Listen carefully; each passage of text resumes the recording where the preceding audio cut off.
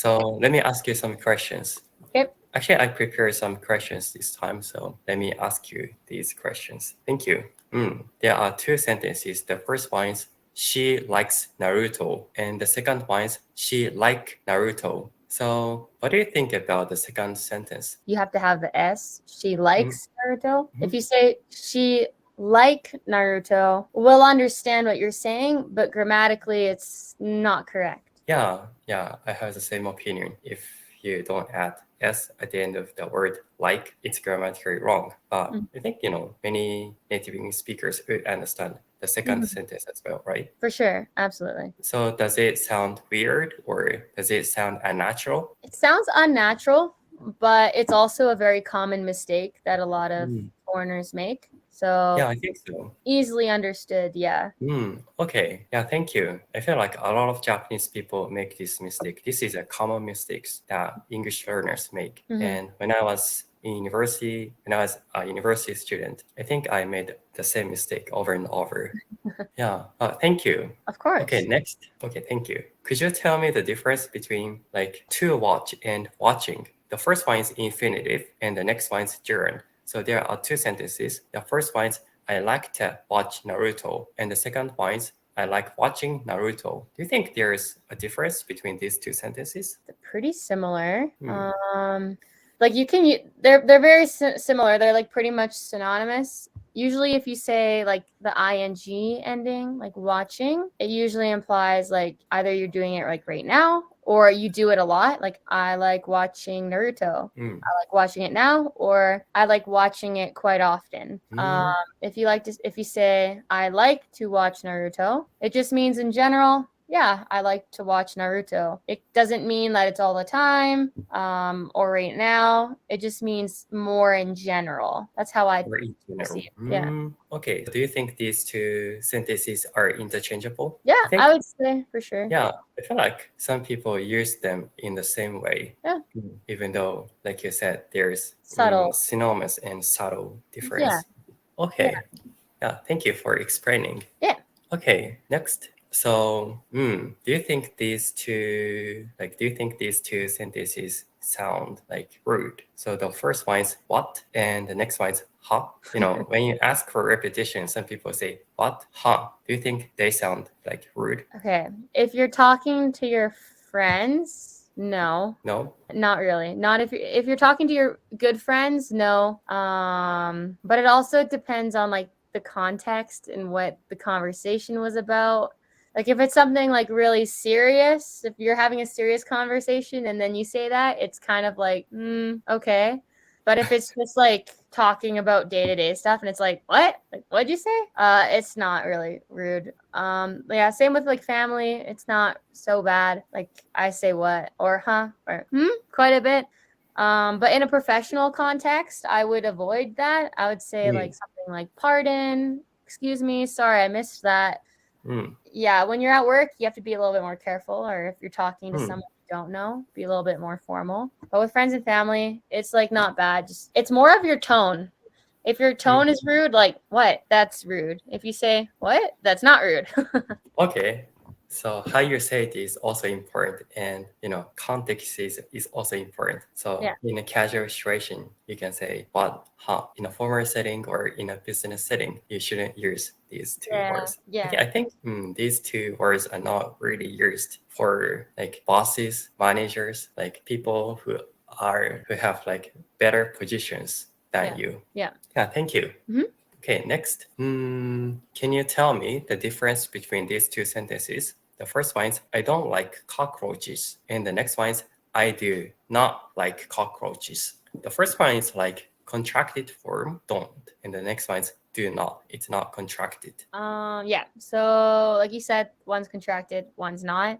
When we are speaking, we usually use the contracted form. It's just shorter, easier to say. It's not wrong. If you speak saying do not, it sounds kind of formal. It sounds very formal. It's not wrong, but not like how we would speak. So I would say like don't, like the contracted form. But if you say do not, it's not wrong. Usually if you say like do not, it's like emphasizing it. Yeah. So I do not like cockroaches.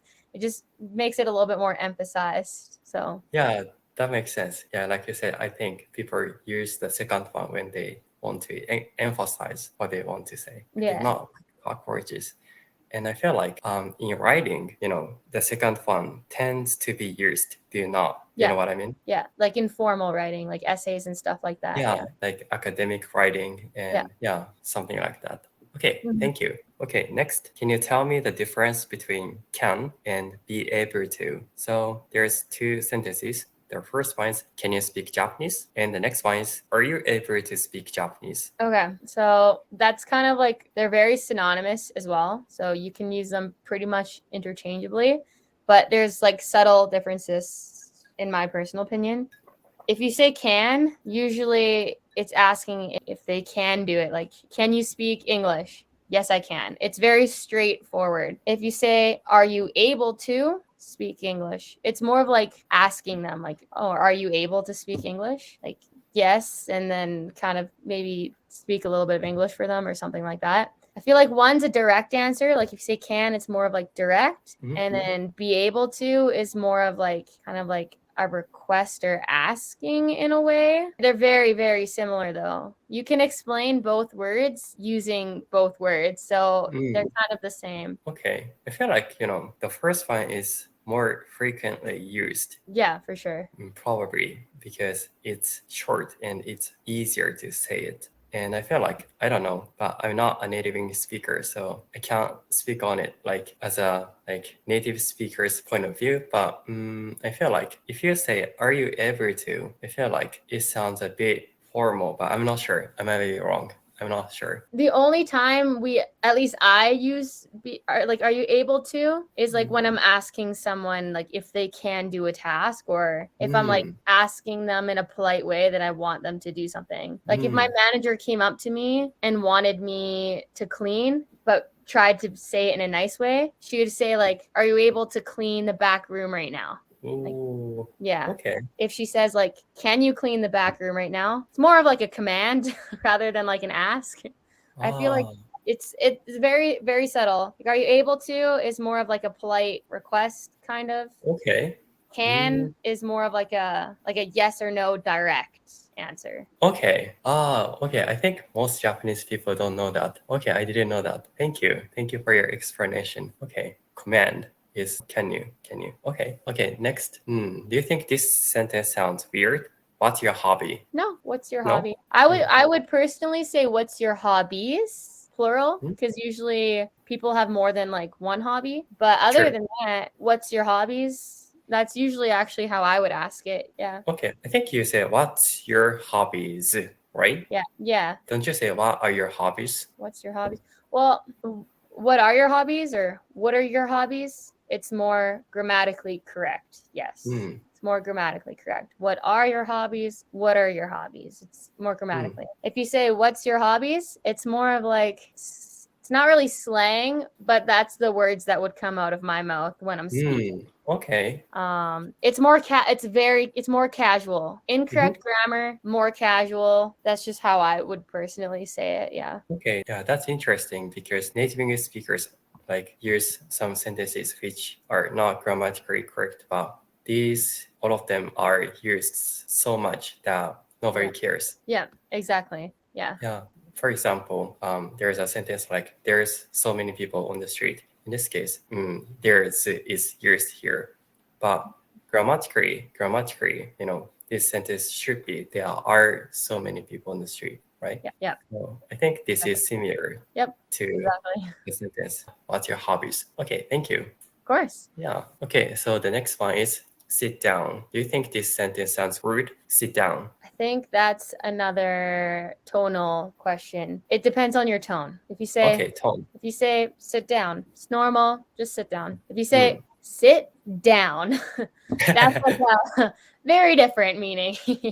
Yeah, right. So it really depends on how you say it. Like usually when I'm teaching kids, I'll be like, hey guys, sit down. If they don't listen to me, okay, sit down now.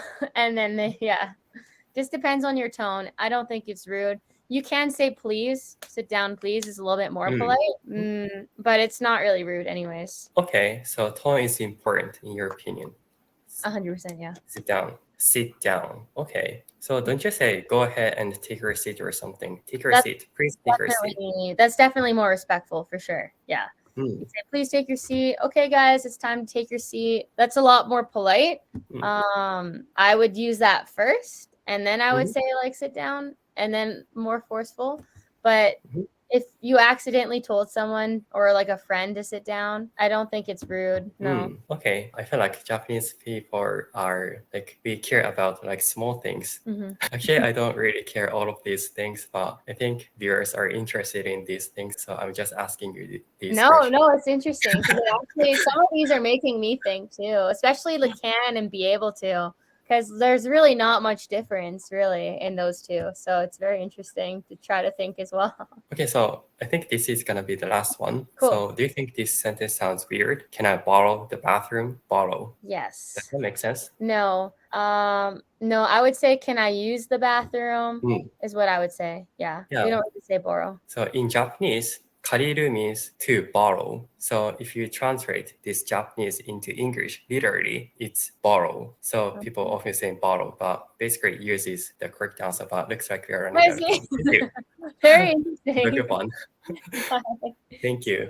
Of course. No worries. 現在、英語コーチング、英語ティーチングの生徒さんを募集しています。英語力が伸び悩んでいる、TOEIC の点数が頭打ちしている、継続することが難しい。このような方は無料カウンセリングへどうぞ。下の概要欄のリンクから申し込むことができます。ぜひ無料カウンセリングでお会いしましょう。